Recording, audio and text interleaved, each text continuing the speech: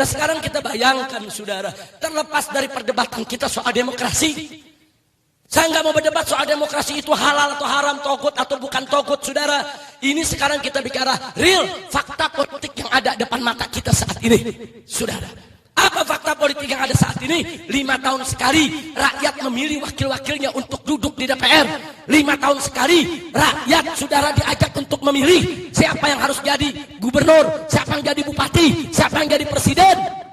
Saudara, nah sekarang mari kita lihat, kalau rakyat umat Islam ini tidak diajarkan berpolitik, akhirnya kursi-kursi parlemen tersebut jatuh kepada para tangan bajingan, tangan penjahat, tangan mereka yang anti-Islam. Dan apa yang terjadi saudara? Begitu mereka duduk di DPR, mereka yang bikin undang-undang. Mereka yang bikin undang-undang saudara.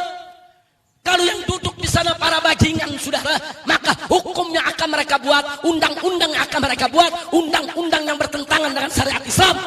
Makanya jangan kaget kalau DPR kita berlomba-lomba bikin undang-undang yang melegalkan minuman keras, melokalisasi tempat pelacuran. Saudara, kenapa? Karena mereka tidak takut kepada Allah.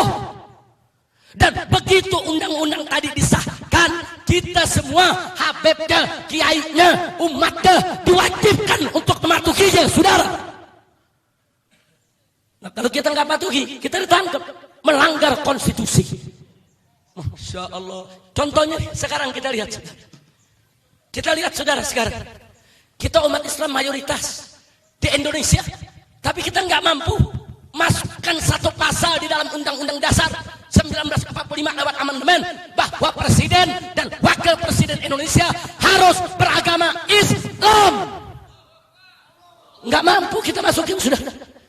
Nggak mampu. Kenapa kita tidak bisa untuk menggelar sidang umum MPR untuk memasukkan pasal tersebut, saudara?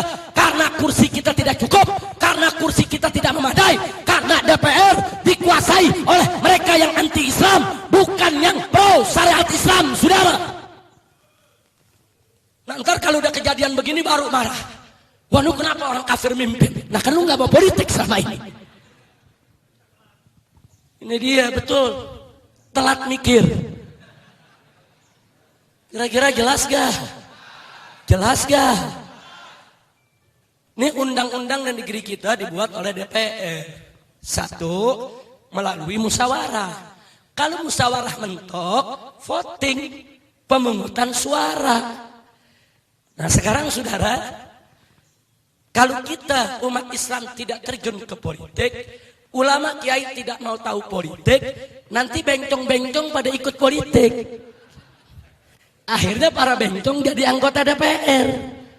Nah begitu sampai di sana saudara, kursi umat Islam kiai cuma 100 kursi. Kursi yang bela bencong 500 kursi. Bikin undang-undang LGBT, laki boleh kawin sama laki, perempuan boleh kawin sama perempuan. Musyawarah kiai sama bencong. Kiai nolak saudara, haram. Bencong bilang apa kiai gitu deh. Nah karena deadlock, apa yang dilakukan? Voting, pemungutan suara.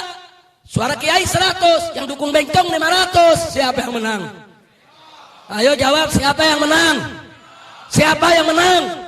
Akhirnya undang-undang LGBT diketok palu, saudara. Nah, begitu besok ada ulama